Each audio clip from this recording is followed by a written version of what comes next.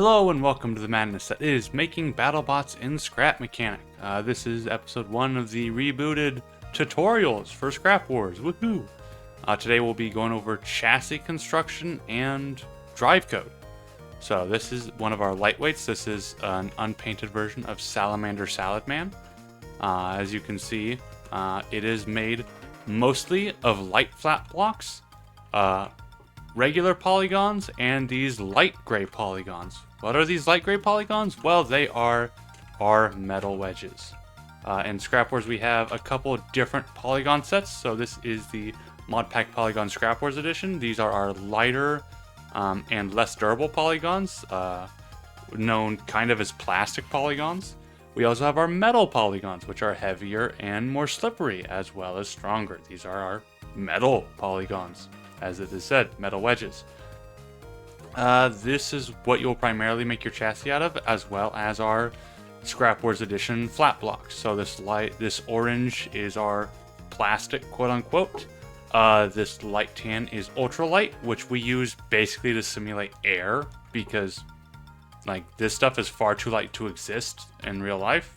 But because Scrap Mechanic gets upset when you have hollow objects, we fill our robots with this so that things don't glitch.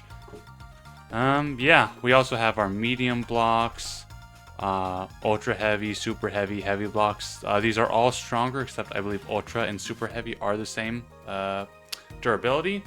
But yeah, you could have heavier blocks that are stronger, but they are heavier, and we have weight limits.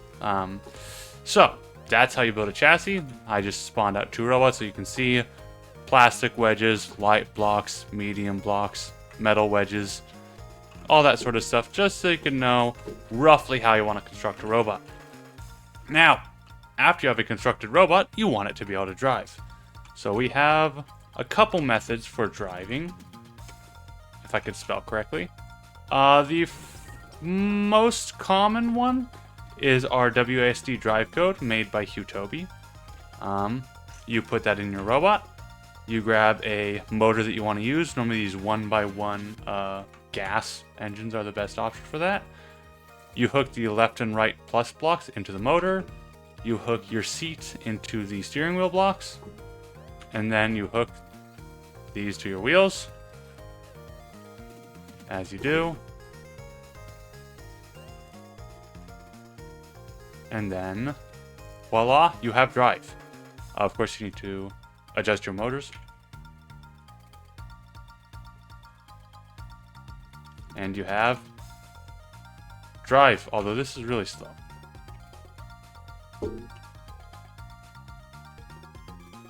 There you go. Now it's moving. Now, of course, this does not give you a lot of control. You just have more power or less power. And if you want more control, you can do the slightly more advanced thing of Smart Engine drive code. This was made by Elevate, one of the historically best builders in the game. Oh, I have 2 seats on this. That's silly. So the way this works is, like the other one, you hook your seat into these drive blocks, and then you hook these smart engines into your wheels. The main difference comes with how you adjust them. This has 3 counters up here at the front. The black is your torque, and we can say something like 10,000 torque. Then the blue is your straight line speed. We'll say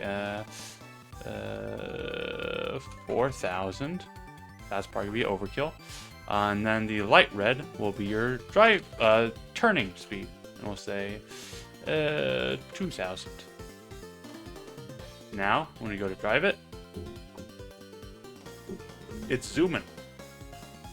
So you could take this up to basically whatever numbers you want.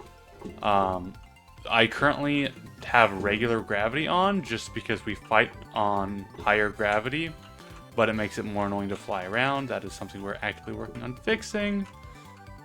But yeah, that is how we drive. Now, as you can tell, not only are these different sizes, they are different weight classes. And you can tell they're different weight classes, 1 by their size, 2 by weighing them. So we have the scale, also made by Hutobi. And how you use it, put a stick on it, hit the button to zero it out, and you can weld it onto your robot. Lightweights are a limit of 5,000 weight, and this is 4,800, so that's legal.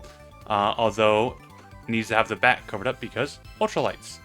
So if I was to just throw this on here, make that legal, and it is 5,026. So I need to figure out where to take the weight out of that.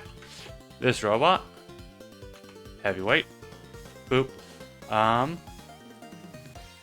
Weld the stick onto it, bing bong. 17, 750. Cover up the code. This thing's already a fight, although I'd probably use medium here to protect the code. And it is still legal, ready to fight. There you go. So that's how to use the scale. That's a robot, that's a chassis. I will be doing spinners next, and then other weapon types.